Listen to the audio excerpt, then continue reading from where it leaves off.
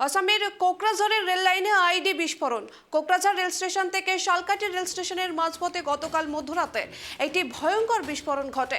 বিস্ফোরণের ফলে প্রায় 2 থেকে 3 ফুট পর্যন্ত রেল লাইন সম্পূর্ণভাবে ক্ষতিগ্রস্ত হয়ে যায়।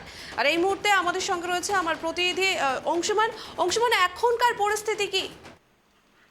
দেখো, গতকালকে রাত্রি 2টো নাগাদ আসামের কোকরাঝার এবং শালকটি রেল লাইনে যে ভয়ঙ্কর বিস্ফোরণ ঘটে এবং ঘটনার পরেই কিন্তু ওই লাইন দিয়ে সমস্ত রকম ট্রেন চলাচল বন্ধ হয়ে যায়। এই যে বিস্ফোরণটি, এটা কিন্তু একটা আইডি বিস্ফোরণ বলে মনে করছে রেলের আধিকারিকরা। এবং এই বিস্ফোরণের ফলে প্রায় 1.5 ফিট থেকে 2 ফিটের উপর রেল লাইন সমস্তটাই উড়ে যায় এবং রেল ট্র্যাকের মধ্যে প্রায় 3 ফুটের মতন গভীর ক্ষতের সৃষ্টি হয়। এরপরেই রেলের কর্তা ব্যক্তিরা তারা ওখানে এসে পৌঁছান, ঘটনাস্থলে পৌঁছে সমস্ত বিষয় তদন্ত শুরু করেন। তবে এখনো পর্যন্ত যা খবর রয়েছে, সেখানে কিন্তু কেউ এটা দায় স্বীকার করে নেয়নি। এই যে বিস্ফোরণটা ঘটনার পরে দূরপাল্লার সমস্ত রেল চলাচল বন্ধ হয়ে যায়। তবে রেলের কর্তা ব্যক্তিরা এসে দ্রুততার সঙ্গে সেই রেল ট্র্যাক মেরামত করে পুনরায় রেল চলাচল শুরু করেছে। এই রেল চলাচল বন্ধ হয়ে যাওয়ার ফলে কোকরাঝার স্টেশনের দুপাশের থেকে অনেক ট্রেন বিশেষ করে দূরপাল্লার ট্রেনগুলো দাঁড়িয়ে যায়। কিন্তু সকালে রেল ট্র্যাক আবার স্বাভাবিক অবস্থায় ফিরিয়ে নিয়ে আসার পর ট্রেন চলাচল শুরু হয়েছে। তবে যেহেতু নতুন করে ট্র্যাকটি বসে মেরামত করতে হয়েছে, সেই জন্য গাড়িগুলো কিন্তু ধীর গতিতে চলছে, যার ফলে কিন্তু অনেকগুলো ট্রেনই এখন বিলম্বে চলছে। তবে এই যে বিস্ফোরণটা কেন ঘটালো, কে বা কারা ঘটালো, সেটা কিন্তু এখনো অন্ধকারে রয়েছে। তবে এই নিয়ে আসাম পুলিশ সহ রেলের যে আরপিএফ এর দল, তারা কিন্তু উচ্চ পর্যায়ে তদন্ত টিম গঠন করে সেখানে সমস্তটা তদন্ত চালাচ্ছে যে কারা এই বিস্ফোরণটা ঘটিয়েছে, সেটাই কিন্তু তারা এখন খুঁজে বের করার চেষ্টা করছে। পায়েল। অংশুমান, এর আগে আমরা অনেকগুলো জঙ্গি হামলার ঘটনা দেখেছি। এরকম ঘটনা কিন্তু আমাদের চোখে পড়েছে, কিন্তু কোথাও কি জঙ্গি হামলারই ঘটনা এটা কোথাও কি রিলেট করা যাচ্ছে? দেখো, আমরা আসামে বা গোটা নর্থ ইস্ট জুড়ে দেখি, যদি সরকারি সম্পত্তি বা বিভিন্ন সময় তারা কিন্তু রেলের উপরই আঘাত এনে আসার চেষ্টা করেছে এবং বিভিন্ন যে জঙ্গি সংগঠনগুলো ছিল, বারবার কোনো সময় হয়তো ট্রেনকে উড়িয়ে দেওয়ার চেষ্টা হয়েছে, কোনো সময় রেল ট্র্যাককে ক্ষতিগ্রস্ত করার চেষ্টা করা হয়েছে।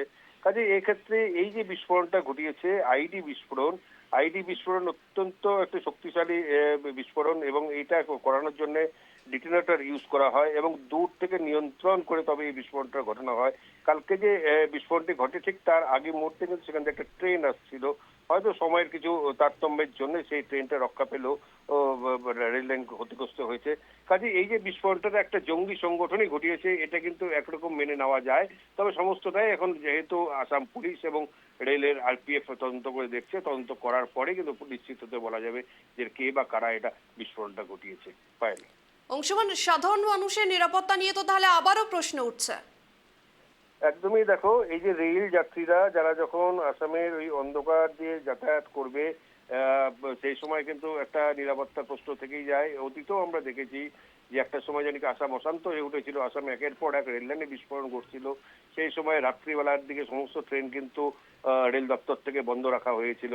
কাজে এই যে বিস্ফোরণটা ঘটানোর পর সমস্ত কিছু তদন্ত করে দেখা হবে এবং রেল যাত্রীদের সুরক্ষা নিশ্চিত করার জন্য নিশ্চয়ই রেল দপ্তর, আরপিএফ এবং আসাম পুলিশ চেষ্টা করবে এবং প্রয়োজন হলে সেক্ষেত্রে অতীতের মতন হয়তো সেনাবাহিনীর সহায়তাও নিতে পারে বলে মনে করা হচ্ছে। তবে সমস্তটাই নির্ভর করবে হচ্ছে ঊর্ধ্বতন কর্তৃপক্ষের হস্তক্ষেপ এবং তারা কি মনে করছে এবং সমস্ত কিছু তদন্ত হয়ে যাওয়ার পর যে রিপোর্ট তাদের হাতে আসবে, সেই রিপোর্ট অনুযায়ী তারা কিন্তু অবশ্যই একটা উচ্চ পর্যায়ে মিটিং করে তারপরে সিদ্ধান্ত নেওয়া হবে যে রাত্রিবেলা ট্রেন চলবে কি চলবে না। তবে এক্ষেত্রে কিন্তু যাত্রী নিরাপত্তা বা সুরক্ষার জন্য একটা বড় প্রশ্ন চিহ্ন উঠে দাঁড়িয়েছে। পায়েল। ধন্যবাদ অংশুমান। এতক্ষণ আমরা কথা বলছিলাম আমাদের প্রতিনিধি অংশুমানের সঙ্গে। আপনাদেরকে আবারও একবার জানিয়ে রাখবো যে অসমের কোকরাঝারের রেল লাইনে আইডি বিস্ফোরণ। কোকরাঝার রেল স্টেশন থেকে শালকাটি রেল স্টেশনের মাঝপথে গতকাল মধ্যরাতে একটি ভয়ঙ্কর বিস্ফোরণ ঘটে। বিস্ফোরণের ফলে প্রায় 2 থেকে 3 ফুট পর্যন্ত রেল লাইন সম্পূর্ণভাবে ক্ষতিগ্রস্ত হয়ে যায়। তবে এখন এটা প্রশ্ন উঠছে যে কোন সংগঠন এই বিস্ফোরণ ঘটিয়েছে তা এখনো অবধি জানা যায়নি, কিন্তু বারবার একই প্রশ্ন উঠছে সাধারণ মানুষের নিরাপত্তা নিয়ে।